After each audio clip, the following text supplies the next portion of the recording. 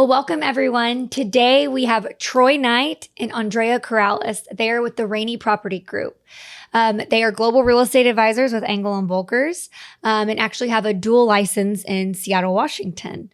So today we're going to kind of chat about y'all's history here in Austin, and then also kind of, the difference in progression in that Seattle, Washington market versus the Austin market. But why don't we first start with you, Troy? Why don't you tell us a little bit about your background? Because you're born and raised in Austin, sixth, seventh, whatever generation Austinite a lot you of are. generations. Yeah. So I was born at St. David's. So was my mother. My grandmother was born at home, but I ended up going to Anderson High. Mom went to Crockett. Dad went to Travis. And then my grandmother went to Austin High at 15th and Rio Grande. Yeah. So we've been established in Austin for quite some time. Definitively remember growing up here, seeing fireworks down on Auditorium Shores with only a very few amount of buildings downtown.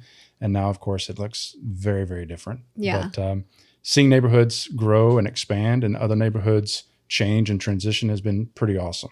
Yeah, for sure. Well, and y'all's group name is I think such a name that resonates with the Austin area. Rainey Street has really exploded and become a really popular place. But yeah, so born and raised in Austin. Yep. And then you decided, clearly after you, how many years ago did you move to Seattle? Yeah, so the history of that was that I worked for a company at the corporate level, and I had determined that I was at my corporate ceiling. I'd already figured out that I wanted out. So I started dabbling with the idea of transitioning in 2018. Pandemic happens. It's a good time to really step on the gas to do some of these things. And then life evolved to where I ended up going to Seattle to join a friend of mine up there to learn how to do real estate. Like I said, it's something that I've wanted to do for quite some time. I wanted to transition to it anyway. And so I get up there and immediately jump in with both feet and learn the market, learn the city. Largely by the time that I got there, Seattle was just a place that I'd only visited one other time as a visitor. Now I'm living there. And immediately I'm involved with clients and answering questions on where the best schools are and where are the best restaurants and bars. And so truth be told, I had to do a lot of research, and that's how I spent all of my time. It was either out touring properties or it was researching a city that otherwise I just didn't know. And it actually went really, really well. We really enjoyed our time. And like you mentioned, Rainey Property Group is an homage to both cities. We knew that we wanted to connect with Austin and Rainey Street, but it's just so convenient that Seattle's pretty rainy. Yeah. That's actually, I forgot that you guys did also create that parallel between the two markets, which is amazing. And Andrea, you guys met and became a team in Seattle. So tell us a little bit about that kind of connection and transition to being a team. Yeah, so I got to move to Seattle in 2017, became an agent in 2018. So when I met Troy, we happened to be at the same team. Right, I had been doing real estate at that point for a year or so, and then Troy moved there, so we got to connect. Me originally being from Venezuela, we got to connect a lot on the culture, like that Texas culture that's surrounded by food and family, and so we of course became really good friends immediately. Right, we connected on the fact that neither of us are from Seattle, and so we got to kind of fall in love with that city, got to fall in love with the clients and the scene and the culture, which is very different than Seattle, different than Austin in its own way. And so, we were very intentional about picking a name that would really represent that Seattle market, but also the Austin, right? The Rainey. We always knew at that point, maybe not always knew, but within, 2 years, 2020, 2021, going into 22, we knew that it was something we wanted to do. We wanted to create two different real estate teams and companies within those two very different markets. Yeah, so for sure. Very intentional. And so why don't you tell us a little bit about what you are seeing currently in the Seattle market versus the Austin market? Because I think it's so interesting because we all know that, nationwide, right? People are, interest rates are up, right? So interest rates affect everyone, not just the states, right? It affects every single person. But I think it's even interesting between, let's just use, for example, the difference between Austin market and Dallas market, right? We're just seeing Austin's just a little bit harder of a market right now currently. But I'm interested on how the Seattle market is, compared to Austin. Yeah. So right now, the Seattle market, even though it has slowed down significantly from where it was in 2020, it obviously is much faster paced than it is in Austin. So we've gotten to adjust to that pretty quickly. I think for the most part, we're really used to, at one point in 2020, a lot of our clients had the ability to waive certain contingencies in order to even submit an offer that was competitive enough in that market, right? Like at one point in 2020, we saw houses receiving 15 to 35, 45 offers. And so it was, and I'm sure obviously Austin was pretty high speed as well, but it was just a different type of craziness. And it has slowed down. I think right now, as real estate agents, we get to be creative on the opportunities for buyers. So like assumable loans, which is a conversation that it's obviously starting to be more, prevalent in our business. And so we just get to be creative a little bit more, right? Again, Seattle's a little bit faster pace, but I do think it's about sometimes it's about the property itself, like how ready and the property is to move in, right? A lot of buyers right now are looking for houses that are ready to go. They're not looking to put a lot of money or time into it, simply because, again, as inflation goes up, pricing on contractors and getting some of those projects a little more than they were expecting 4 or 5 years ago. So I think that's a little bit of what I think how the markets compare. I agree. It's so much like we've experienced here in the Austin market. The fastest growing neighborhoods in Austin aren't in Austin, right? Leander, Cedar Park, Georgetown, Round Rock, Hutto, Taylor. The outlying, we'll call it the Northern Shield or the Northern Wall of Austin, is growing exceptionally quick. Also Kyle on the south side. But in Seattle, it's slightly the inverse. Amazon announced that everyone was coming back to the office. There was a mad dash back to downtown. Condos went from completely docile to overnight and just nuclear hair on fire. Really? Absolutely, very quickly, we need to find a place to live. There were a lot of folks who worked for Amazon that had actually never even set foot in the state of Washington, many people who had worked remote during the pandemic. And so we actually found ourselves last year, we sold 6 different properties entirely sight unseen by the buyer, other than through a Zoom. And the first time we met them was when we handed them the keys at close, crossing our fingers saying, oh, we hope you love it. Because there was such a mad dash to get into someplace before it accelerated super quickly. But Seattle and Austin as a whole, because of their geography, is the market sort of evolves and changes. Here in Austin, we know that some of the most popular areas are on the outlying areas, and we see continued growth outside the city. In Seattle, it's the inverse. It's growing up because it has oceans, bays, and mountains. Right. And so, truth be told, even with things like in Seattle, people don't have cars. Some do, of course.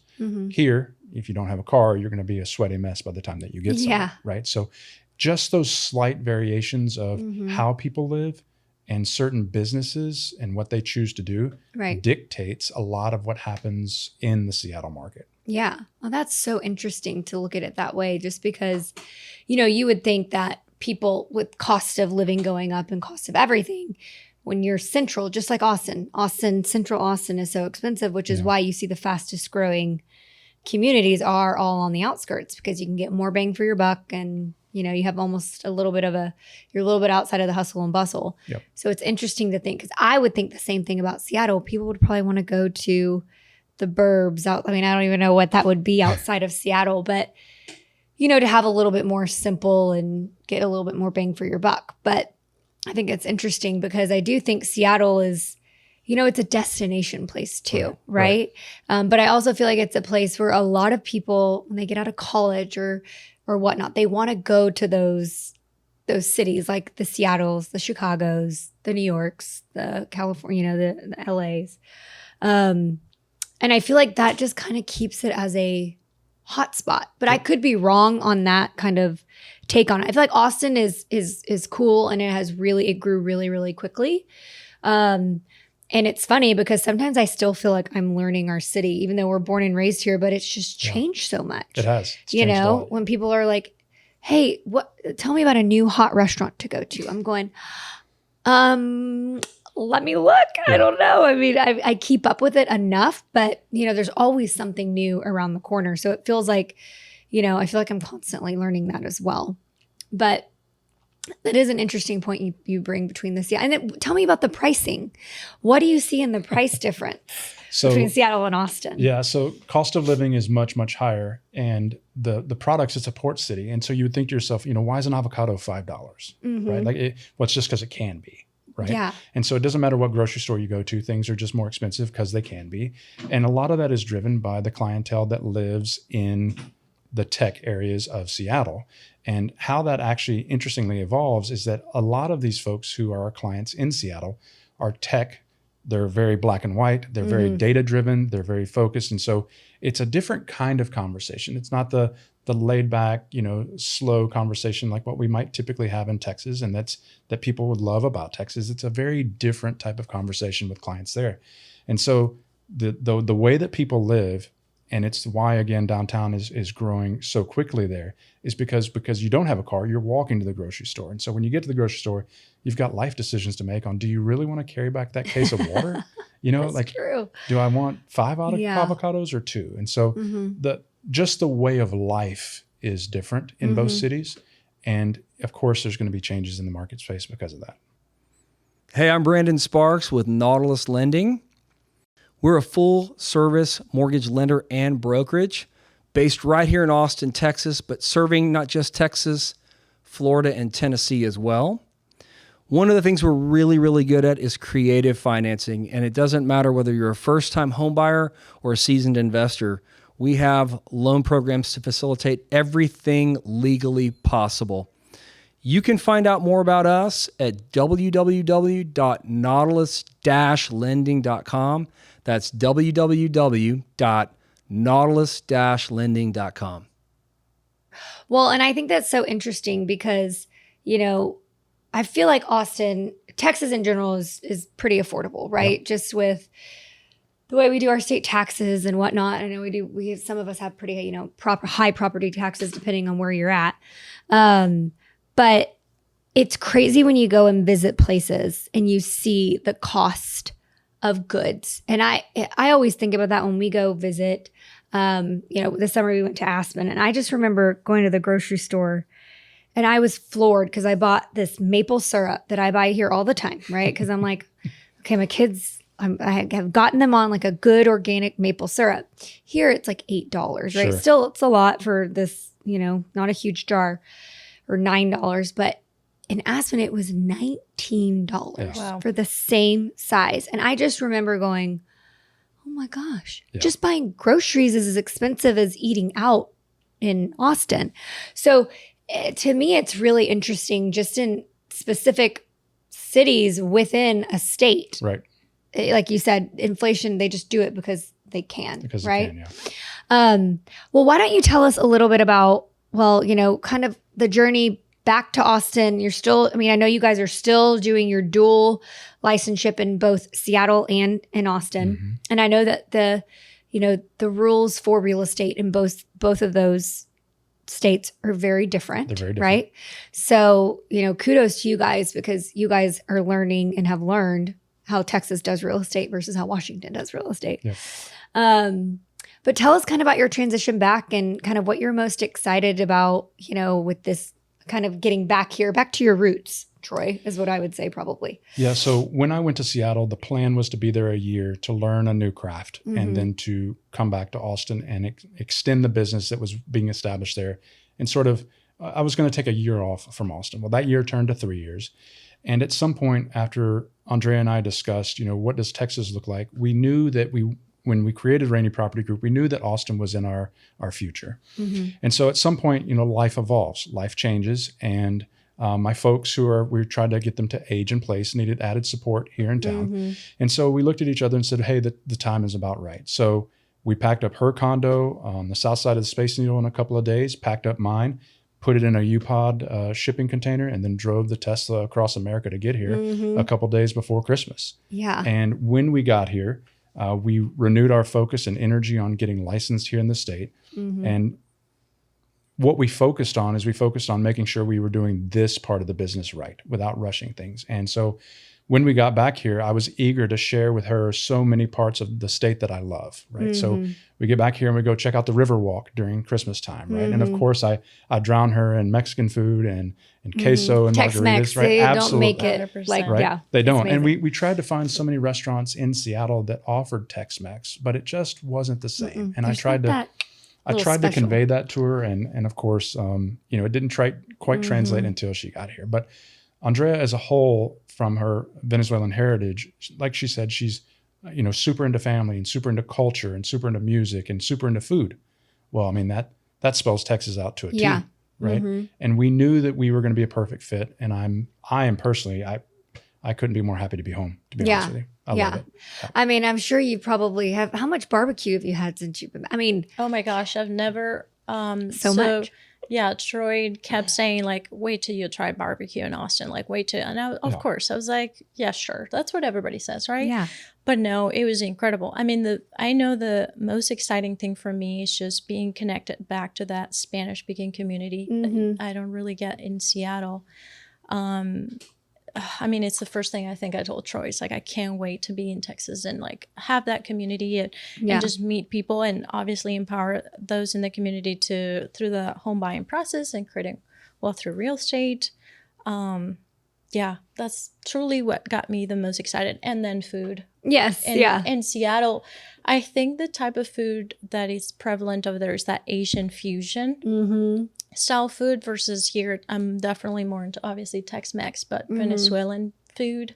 I know it sounds like, how could there be not good Venezuelan restaurants in Seattle? Except there's not. Maybe there's one that's kind of ish. And so, yeah, food, people is the reason I am thrilled to be here. But then again, we do travel back and forth to Seattle, right? I'm there almost every month just to make sure that we support our clients because we're truly referral based in Seattle, right? That's the only type of marketing that we do, connecting with all the clients that we've been working with for 8 years at this point. Yeah. Right? So which is a testament to you guys. I feel like that's the best type of business you can get. Yeah, absolutely. Referrals. We are extremely blessed and grateful for every single client that has reached out in the last 2 years. Like, hey, we want to sell our house. It's not a great time, but can we start that conversation? Right. So that has been a blessing. So what about y'all's, you said y'all both had your condos in Seattle. Did y'all decide to like Airbnb one of them, or what are you guys doing? I mean, I feel like that's probably interesting enough too, with a little investment there. What are y'all doing with those? So one of the things that we discussed is a dream of ours is to have central hubs across America, cities that we love, places that we can, of course, Airbnb out to make money, to be able to pay and afford the mortgage. Yeah. But if somebody wanted to go stay in the condo in Seattle, you just go, right? If somebody wants to stay in New Orleans, a place that I love as well, or South Florida, where she's spending quite a bit of time. These are some of our desires and dreams of places to do that. And so for her condo, we ended up renting it out. We only rented it out for a year, but for mine, we're doing short-term rental, which has its own journeys and issues with itself, right? We have somebody there who I pay a monthly retainer to keep them sort of boots on the ground when we have to order new K-Pods or new soaps or something. It's an actual person to go help. Or, recently we've had clients who struggle to figure out the Apple TV input, right? Like those are things I can't do from 1,800 miles away. Right. So we had to have somebody there who could support that. But yeah, we also are expanding Rainey Property Group into property management all of a sudden. That's amazing. Right. Which is pretty awesome. It was made out of necessity, but we're growing into it pretty well. Yeah. No, that's amazing. And I feel like with, kind of going back and forth, it is the right move. Well, that's so interesting. Well, we are so thrilled to have you guys part of Engel and Volkers. I think you guys are really a special team. And it's been really, really cool to see what y'all have done in Seattle. And of course, seeing you get back kind of here, Troy, to your roots and your home base. And we're really excited to see what you guys are going to do, especially we're crossing our fingers that rates are going to go up or go down here, and so that we're going to see kind of that buying morale going up. Yeah. But I think that you guys are going to do great. And I think Rainey Property group is really going to thrive here in Austin. So we're excited to have y'all. And thank you for joining us today and kind of Thanks for having us. giving us a little bit of, kind of the difference in the markets. And hopefully, we kind of see the Austin market explode a little bit more here in the next year. I suspect we will. Yeah, I think we will too. Well, thank you guys. And thank you everyone for joining.